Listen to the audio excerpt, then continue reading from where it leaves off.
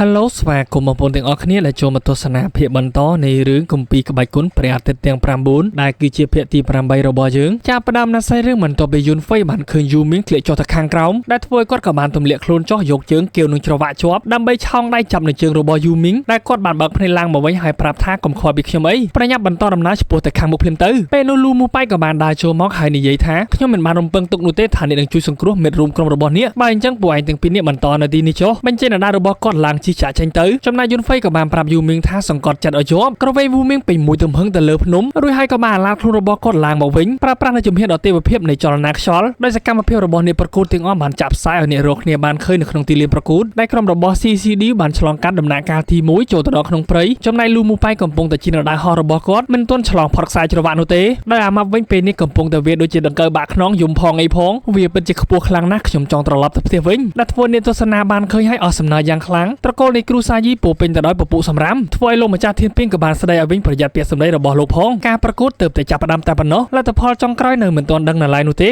ក្រឡេកមកយីហ្វូហើយនឹងយីស៊ឺដែលនាងក៏បានស្ដីទៅឲ្យបរោមុខចាស់3នាក់ពួកអ្នកពិតជាមិនចេះអៀនខ្មាស់មែនការប្រកួតនេះតម្រូវឲ្យយុវជនចូលរួមប្រកួតក្រុមអាយុ20ឆ្នាំពេលនោះអ្នកទាំង3ក៏បានតបមកវិញថាតើអ្នកមិនដែលធ្លាប់ឮពាក្យស្លោកទេឬដរាមណាបេដូនៅក្មេងពួកយើងនៅតែមានអាយុ18ឆ្នាំអីមុខឡើងកញ្ចាស់ពេលនោះអ្នកទាំង3ក៏បានប្រាប់ថាប្រកួតនៅទងរបស់អ្នកឲ្យមកខ្ញុំមកបើមិនដូច្នោះទេក៏មិនទោសថាខ្ញុំចិត្តអាក្រក់ឲ្យសោះពេលនោះយីស៊ឺក៏បានសួរយីហ្វូតើពួកយើងគួរតែប្រយុទ្ធមែនទេត្រូវហើយគ្មានជំរឿននោះទេបញ្ចេញដៅរបស់ពួកគាត់ត្រៀមប្រយុទ្ធស្របពេលដែលយូមីងដែលត្រូវបានយូហ្វេក្រវែងចេញមកទើបតែធ្លាក់ចុះត្រូវបរោមុខចាស់ទាំង3នាក់ខ្ពាក់ស្រែកចាយយូមីងក៏បានងើបឡើងមកវិញសប្បាយចិត្តបន្តិចខ្ញុំបានចុះចតដោយសុវត្ថិភាពពេលនោះយីស៊ឺក៏បានសួរតើយូហ្វេនៅឯណាយូមីងក៏បានប្រាប់គាត់កំពុងតែទប់ទល់ជាមួយនឹងមូប៉ៃដើម្បីជួយសង្គ្រោះខ្ញុំក្រឡេកមកមូប៉ៃវិញនៅតែមិនទាន់ឆ្លងផុតដល់ពេលនេះគាត់កំពុងតែសប្បាយចិត្តពេលនេះសៀវឌីច្បាស់ជាឃើញពីភាពសង្ហារបស់ខ្ញុំជាមិនខានដល់ពេលនោះនាងនឹងធ្លាក់ក្នុងអន្លង់ស្នេហ៍របស់ខ្ញុំភ្ញាក់ផ្អើលបន្តិចតើនោះគឺជាអ្វីទៅដែលវាគឺជាអាម៉ាប់កំពុងតែអោបច្រវាក់ដូចជាដង្កូវបាក់ខ្នងបញ្ចេញដៅរបស់គាត់នៅក្នុងដៃដែលពេលនោះមូប៉ៃគាត់ចាប់ប្រាំងមិនទាន់ទេត្រូវបានបុកគ្នាពេញមួយទំហឹងធ្វើអាម៉ាប់ក៏បានខ្ទាតប៉ាងទៅខាងមុខចំណែកឯគាត់ក៏បានប៉ាងទៅខាងលើធ្លាក់ចុះមកវិញផ្អឹបជាមួយនឹងច្រវាក់ឡើងបែកពងអូយចុកចុយម៉ែហើយអ្នកដែលធ្លាប់បានដឹងខណៈពេលនោះយូនហ្វេក៏បានមកដល់ពីខាងក្រៅល្មមតែឯងកំពុងតែធ្វើអ្វីនៅទីនេះថែមមួយជើងទៀតរុញមូប៉ៃផ្អឹបទៅនឹងផ្ទាំងថ្មដែលនៅខាងមុខរួចគាត់ក៏បានបន្លាស់ទីឡាមកខាងលើឆ្លងផុតដំណាក់កាលទី1សកម្មភាពទាំងអស់ត្រូវបានមើលឃើញដោយអ្នករាល់គ្នាដែលធ្វើឲ្យឈូមូហើយនឹងសៀអឺពួកគាត់មានការសប្បាយចិត្តយ៉ាងខ្លាំងដែលក្រុមរបស់គាត់បានឆ្លងផុតការប្រកួតជុំទី1នៃខ្សែច្រវាក់ត្រូវហើយលោកគ្រូធ្លាប់ប្រាប់ខ្ញុំថានេះគឺជាបច្ចេកទេសត្រគាកដៃសៅលីងចូលមកដល់ជុំទី2នៅក្នុងព្រៃដែលក្រុមរបស់យីហ្វូគាត់ក៏បានមកដល់ប្រាប់អ្នកទាំងពីរថាពួកយើងមិនអាចរងចាំបានទីនោះទេពួកយើងត្រូវតែតាមឲ្យទាន់ត្រកូលស៊ីស្របពេលនោះអាម៉ាប់ក៏បានប្លង់កាត់ទីនោះស្រែកជេរថាលូមូប៉ៃខ្ញុំពិតជាស្អប់ឯងខ្លាំងណាស់ធ្វើឲ្យអ្នកទាំង3ក៏បានដឹងថានោះគឺជាយីឈៀងស្របពេលដែលយូនហ្វេក៏បានហក់ចូលមកធ្វើឲ្យពួកគាត់ក៏បានត្រេកអរនៅទីបំផុតលោកក៏បានមកដល់យីហ្វូក៏បានប្រាប់ឲ្យអ្នករកគ្នាប្រញាប់ធ្វើដំណើរឲ្យលឿនភ្លាមទៅដើម្បីតាមរកយីឈៀងនៅតាមផ្លូវរួចហើយក្រុមរបស់ពួកគាត់ក៏បានបន្លាស់ទីចូលទៅក្នុងព្រៃក្រឡេកមកឈិនអានដែលក្រុមរបស់ពួកគាត់មិនទាន់មានសកម្មភាពអ្វីនៅឡើយនោះទេដេកយ៉ាងស្រួលធ្វើឲ្យកូនចៅរបស់គាត់មានការព្រួយបារម្ភនេះប្រុសពួកគេពីរក្រុមបានឆ្លងកាត់ជុំទី1រួចរាល់ហើយឈិនអានក៏បានប្រាប់ថាខ្ញុំនឹងឲ្យពួកគេឆ្លងទៅជុំទី2ឯណោះពេលនោះកូនចៅរបស់គាត់នៅតែដាស់តឿនធ្វើឲ្យគាត់ក៏បានខឹងសម្លឹងតែបន្តិចខ្សែភេទនៃចំហាយធម្មពលធ្វើឲ្យកូនចៅរបស់គាត់ក៏បានខ្ទាតប៉ើងខ្ញុំស្អប់នរណាដែលតប៉ែដាក់ខ្ញុំខ្លាំងណាស់ក្រឡេកមកក្រុមរបស់យូនហ្វេដែលពួកគាត់ក៏បានបង្ហាញខ្លួននៅក្នុងព្រៃដែលមាននៅសត្វអាសេរពឹសជាច្រើនទីនេះគឺជាព្រៃបុរាណពោពេញទៅដោយសត្វដែលមានពឹសបានលាក់ខ្លួនគ្រប់ទីកន្លែងសូមអ្នកទាំងអស់គ្នាបង្កើនការប្រុងប្រយ័ត្នផងមូមីងក៏បានលើកឡើងគ្រូសាត្រកូស៊ីបានចូលមកដល់ក្នុងនេះជាយូរមកហើយតើពួកយើងអាចតាមទាន់ពួកគេដោយរបៀបណាពេលនោះយូនហ្វេក៏បានហក់ឡើងទៅលើទីទួលដែលខ្ពស់បន្តិចសម្លឹងរមើក្រុមរបស់ត្រកូលស៊ីដែលបានឃើញនៅទងរបស់ពួកគាត់កំពុងតែឆ្ពោះទៅខាងមុខលឿនឡើងក្រុមរបស់ពួកគេនៅទីនោះបន្តបន្លាស់ទីតាមមេឈើយ៉ាងលឿនខណៈពេលនោះសត្វពស់មួយក៏បានហក់ចូលមកវាប្រហារសម្លឹងឃើញទាន់យូនហ្វេក៏បានប្រើប្រាស់ធម្មពលកាត់ពួកវាជាពីរចំណែកយូមីងក៏បានចាប់ករបស់វាជាប់យូនហ្វេគាត់នៅតែឃើញទងរបស់គ្រូសាស៊ីបន្តដំណើរទៅខាងមុខក្រឡេកមកអាម៉ាប់វិញដែលពេលនេះគាត់មានសវត្ថិភាពនៅឡើយនោះទេដែលបានប៉ាងមកជាប់ជាមួយនឹងសម្បុកពីងពីងត្រេកអរបន្តិចហាហ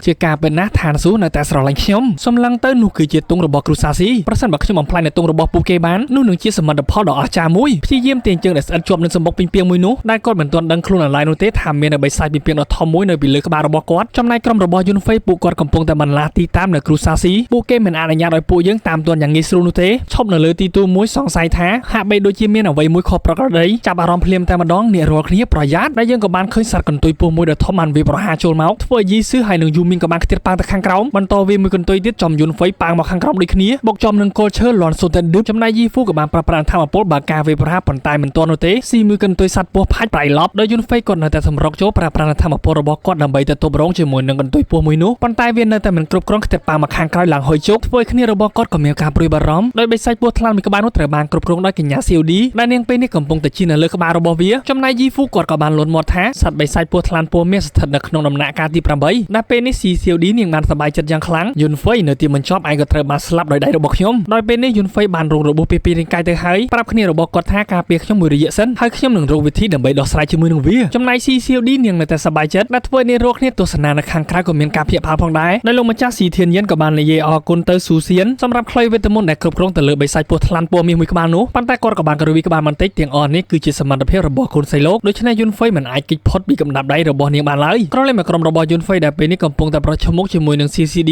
យីហ្វូក៏បានប្រាប់គ្នារបស់គាត់ថាការប្រកួតគឺមានសារៈសំខាន់ខ្លាំងណាស់ដូច្នេះអ្នកទាំងពីរនៅទប់ទល់ជាមួយនឹងពូវាបណ្ដោះអាសន្នសិនវិញយាពេលខ្ញុំយកទងទៅដោតនៅគោលដៅបន្ទាប់ពីស្ដាប់ឮបែបនោះយីស៊ឺហាក់បីដូចជាភ្ញាក់ផ្អើលបន្តិចដែរចំណែកយីហ្វូបន្ទាប់ពីកាប់ចេញជាចំហាយធម្មពល3 4ដាវគាត់ក៏បានកាន់នៅទងគ្រូសាយីរត់ចេញដែលធ្វើឲ្យយីស៊ឺសម្លឹងមើលហើយក៏ចាំបានថាគេគឺជារនុកក្នុងរបស់គ្រូសាឈិនពេលនោះសៀវឌីក៏បានបញ្ជានៅកូនចៅរបស់នាងឲ្យចូលទៅសម្លាប់នាងរាល់គ្នាហើយបំផ្លាញទងរបស់គ្រូសាយីដែលកូនចៅរបស់នាងមួយក្រុមបានដេញតាមយីហ្វូពេលនេះនាងទាំងពីរគ្មានជំរឿយីស៊ឺនាងក៏បានបញ្ចេញនៅដើរឡើងមកត្រូវតែការពារយុនហ្វៃដរាបណាគាត់នៅមានជីវិតត្រកូលគ្រូសាយីរបស់យើងនៅតែមានសង្ឃឹមដែលធ្វើឲ្យសៀវឌីនាងក៏បានផ្លាយចំអកឲ្យពូអ្នកគិតថាអាចបញ្ឈប់ខ្ញុំបានមែនទេមិនចាំយូរនាងទាំងពីរក៏បានប្រើប្រាស់បច្ចេកទេសដើររបស់ពួកគាត់ប្រែក្លាយទៅជាចំហាយធម្មពលដើរវាប្រហារចូលទៅបិសាចពស់ថ្លាន់ពណ៌មាសមួយក្បាលនោះក៏បានយកកន្ទុយរបស់វាទប់រងតែបន្តិចបំបែកចេញសៀវឌីក៏បានផ្លុំនៅខ្លីវេទមន្តរបស់នាងបញ្ជាសត្វពស់មួយនោះឲ្យវាប្រហារមួយកន្ទុយទៀតត្រូវនាងទាំងពីរពេញខ្ទាតតាមមកនឹងគល់ឈើដែលនៅខាងក្រោយមិនបញ្ឈប់ពួកគាត់នៅតែបន្តសម្រុកចូលទៅក្រឡេកមកបារ៉ូម៉ាបន្ទាប់ពីរួយខ្លួនពីសម្បុកពីងពីងគាត់ក៏បានហក់តោងចង់មេឈើទូចមួយពេលនោះក៏ត្រូវបានពីងពីងបាញ់ចេញនឹងខ្សែរបស់វាចង់នៅជើងអាម៉ាប់ជាប់ចំណែកយីស៊ឺហើយនឹងយូមីងនៅតែបន្តបាការវាប្រហារប៉ុន្តែត្រូវបានបិសាចពស់ថ្លាន់ពណ៌មាសមួយក្បាលនោះប្រើប្រាស់ធម្មពលផ្លុំចេញយ៉ាងខ្លាំងក្លាវាប្រហារធ្វើឲ្យគាត់ធ្លាក់មកខាងក្រោមវិញយុនហ្វៃបន្ទាប់ពីឃើញគ្នារបស់គាត់រងរបួសធ្វើឲ្យគាត់ក៏បានបញ្ញាព្យាយាមវឹកហាត់និងកម្លាំងដាំដុះខាងវិញ្ញាណចំណែកអាម៉ាប់វិញនៅតែព្យាយាមតោងនៅចុងមេឈើមួយនោះរួចហើយក៏បានទាញដៃកាត់ផ្ដាច់ខ្សែរបស់បិសាចពីងពីងធ្វើឲ្យរាងកាយរបស់គាត់ក៏បានក្រវល់ចេញប៉ាងមកអោបជាមួយនឹងកន្ទុយពស់ថ្លាន់ពណ៌មាសដែលពេលនោះវាក៏បានក្រវែងកន្ទុយបន្តិចធ្វើឲ្យមកបានខ្ទាតប៉ាងសម្លឹងទៅឃើញដៃរបស់គាត់នៅក្បែរនឹងប្រញាប់កាន់ចូលមកក្នុងដៃខ្ញុំត្រូវតែបំផ្លាញទង់នៃគ្រូសាស៊ីហើយខ្លាយទៅជាមនុស្សកម្ពស់របស់គ្រូសាយីហក់ចូលទៅជាមួយនឹងដៃពោពេញទៅដោយចំហាយធម្មពលកាប់ចេញជាច្រើនដៅបន្តបាញ់ខ្លួនឡើងទៅខាងលើបន្ថែមទៀតទំលាក់ខ្លួនចុះមកកាប់ចូលពេញមួយទំហឹងខ្ទុះដៀងឡើងហុយជុកតែម្ដងញញឹមមកបន្តិចមុខឡើងស្ងួតវិញដោយសារតែពស់ថ្លាន់ពណ៌មាសបានលឿនអណ្ដាតដាក់គាត់ក្រវៀសមួយកន្ទុយខ្ទាតប៉ាងបាត់ទៀតហើយស្របពេលដែលសត្វពីងពីងដ៏ធំមួយក្បាលនោះក៏បានដេញតាមចំណែកអាដ្រេយីក៏បានរកនៅវិធីឲ្យបានលឿនដើម្បីចាត់ការជាមួយនឹងពស់ថ្លាន់ពណ៌មាសទាញយកកំពីមួយមកវឹកហាត់យុនហ្វៃក៏បានបើកភ្នែកឡើងបច្ចេកទេសដ៏ទេវភាពក្នុងការកម្ចាត់សត្វដេរឆានសម្រុកចូលទៅយ៉ាងលឿនជាមួយនឹងកំណាប់ដៃដែលពោពេញទៅដោយចំហាយធម្មពលដែលទៅទប់រងកន្ទុយពស់ថ្លាន់មួយនោះដែលកំពុងតែវាប្រហារចូលមកសម្ដៅទៅអ្នកទាំងពីរបន្តថែមមួយដៃទៀតកណ្ដាលកញ្ចប់មាត់ដែលធ្វើឲ្យវាក៏បានដួលផ្ងាប្រោយឡើងហុយត្រឡង CCD ដូច្នេះនេះគឺជាអន្ទាក់របស់នាងមែនទេដែលពេលនោះនាងនៅតែអាចគ្រប់គ្រងទៅលើពស់ថ្លាន់ពណ៌មាសមួយក្បាលនោះបានយីយុនហ្វៃនៅក្នុងការប្រកួតនេះខ្ញុំមិនខ្វល់ពីការឈ្នះការចាញ់នោះទេប៉ុន្តែខ្ញុំនឹងសម្លាប់អ្នកចោលនៅទីនេះល្អបើនាងមានសមត្ថភាពបង្ហាញឲ្យខ្ញុំឃើញមកដែលធ្វើឲ្យ CD រឹតតែមានកំហឹងយុនហ្វៃខ្ញុំនឹងបញ្ជូនឯងទៅនរកផ្លុំនៅខ្លីវេទមន្តរបស់នាងដើម្បីបញ្ជានៅពស់ថ្លាន់ពណ៌មាសមួយក្បាលនោះឲ្យវាចូលទៅវាប្រហារយុនហ្វៃបញ្ចេញនូវធម្មពលដ៏ខ្លាំងក្លានៅក្នុងមាត់របស់វាដែលពេលនោះយុនហ្វៃមិនមានសកម្មភាពអ្វីនោះទេឈរនៅស្ងៀមបិទភ្នែកបើកឡើងមកវិញបន្លាស់ទីបាត់ពីទីនោះតែម្ដងបង្ហាញខ្លួនម្ដងទៀតនៅចំពោះ CD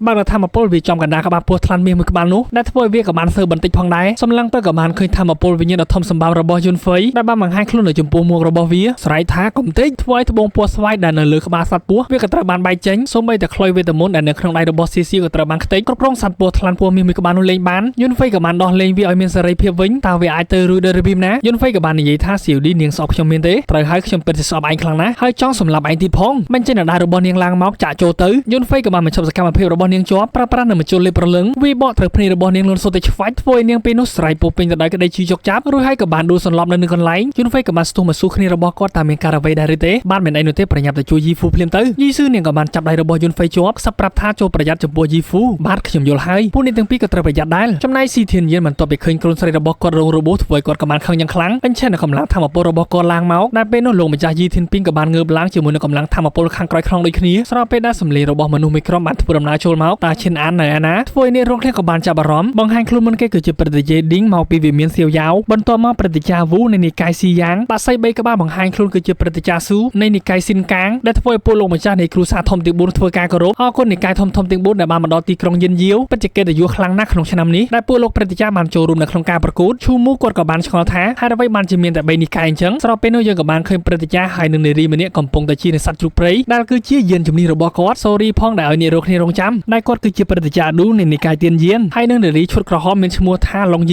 ីងតាឈិនអានពេលនេះណែណាខណៈពេលនោះឈិនអានក៏បានស្រែកបំផ្ទុះនៅ កម្លាំងធម្មពលខ្លាំងក្លារបស់គាត់យូនហ្វេឲ្យហ៊ានធ្វើបាបស្រីរបស់យើងមានទេគប់ទងនៅក្នុងដៃរបស់គាត់ទៅខាងមុខបន្លាស់ទីទៅតាមឡើងជន់ពីខាងលើដើម្បីធ្វើយានជំនិះចូលទៅឡងយីងក៏បាននិយាយថាក្រអូតក្រទោម្លេះទេគេច្បាស់ជាត្រូវរុនទះបាញ់ជាមិនខានព្រឹត្តិការណ៍ឌូគាត់ក៏បានហាមថាយីងទីនេះមិនមែនជាផ្ទះរបស់យើងនោះទេពេលនោះនាងក៏បានងាកមកដណ្ដើមនៅជើងជ្រូករបស់ព្រឹត្តិការណ៍ឌូហូបមួយម៉ាត់ជាតែម្ដងព្រឹត្តិការណ៍ស៊ូក៏បានប្រាប់ថាពួកយើងគួរតែចូលទៅមើលការប្រកួតប្រជែងដ៏ល្អមួយនេះនិយាយរួចមិនចាំយូរនោះទេពួកគេក៏បាននាំគ្នាចាក់ចេញទៅគ្មានអ្នកណាអាចខាត់បានឡើយក្រឡេកមកជើងភ្នំដែលយីហ្វូបានឆ្លងកាត់ជុំទី2ដែលក្រុមរបស់គ្រូសាស៊ីក៏បានដេញតាមទាន់តែឯងគិតថាអាចរត់តាណាបានមែនទេយីហ្វូមិនខ្វល់ពីសម្ដីរបស់អាប៉ុនម៉ានេះនោះឡើយសម្លឹងរងមើលឃើញនៅវត្តមានរបស់ឈិនណានគាត់ក៏បានញញឹមបែរមកវិញនិយាយថាខ្ញុំគ្មានបំណងចង់រត់នោះទេឥឡូវនេះខ្ញុំលេងលាកបាំងទៀតហើយដតនៅទងទុកបញ្ចេញដើរឡើងមកសម្រុកចូលទៅខ្វាយពួកប្រមាណនេះនោះខ្ទេចបន្តចាប់កាន់នៅទងរត់ឡើងទៅចំណែកអាម៉ាប់ពេលនេះវិញត្រូវបានពីពីងរំលងចិត្តខ្លួនដូចជាខ្មោចម៉ាមីអញ្ចឹងប៉ុន្តែគាត់នៅមានជីវិតនៅឡើយនោះទេខណៈពេលនេះយីហ្វូក៏បានឡើងមកដល់លើកំពូលភ្នំនេះដែលដតទងសម្រាប់គ្រូសាយីមានតែខ្ញុំតែប៉ុណ្ណោះស្របពេលដែលឈិនណានបានមកដល់ខណៈពេលនោះយូនហ្វេក៏បានមកដល់ដូចគ្នាបើការវាប្រហារជាមួយនឹងកម្លាំងវិញ្ញាណកំណាប់ដៃបងផ្ទោះដែលបានលេចឡើងយ៉ាងធំវាប្រហារចូលទៅរកឈិនណានធ្វើឲ្យគាត់ក៏បានបញ្ចេញកម្លាំងធម្មពលនៅក្នុងកំណាប់ដៃដូចគ្នា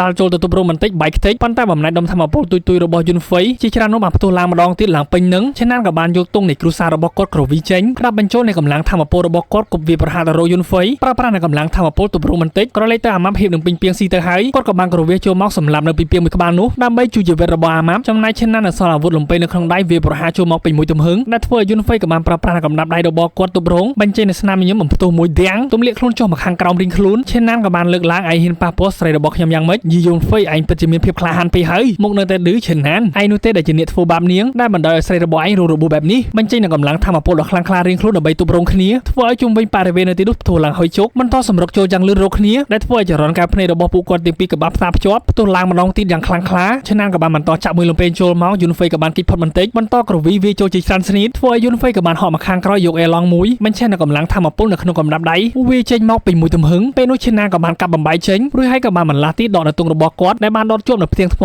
ចំណែកយូនហ្វេក៏បានឲ្យយីហ្វូផ្ដល់នៅទងឲ្យគាត់មកបើកភ្នែកឡើងយីហ្វូក៏បាននិយាយថាទងមួយនេះខ្ញុំគឺជាអ្នកកាន់កាប់ហើយអ្វីខ្ញុំត្រូវទទួលបញ្ជាពីឯងហើយតើឯងមានសិទ្ធិអ្វីមកបញ្ជាខ្ញុំស្រ័យបំផ្ទុះនៅកម្លាំងធម្មពលរបស់គាត់ឡើងមកនឹងហើយខ្សែរឿងរបស់យើងក៏ត្រូវបានចប់ត្រឹមតែប៉ុណ្្នឹងក៏សូមអធិស្ឋានរាល់ខមខុសឆ្គងដែលបាននិយាយឡើងសម្រាប់ពេលនេះអេដមីនសូមជម្រាបលាបាយបាយ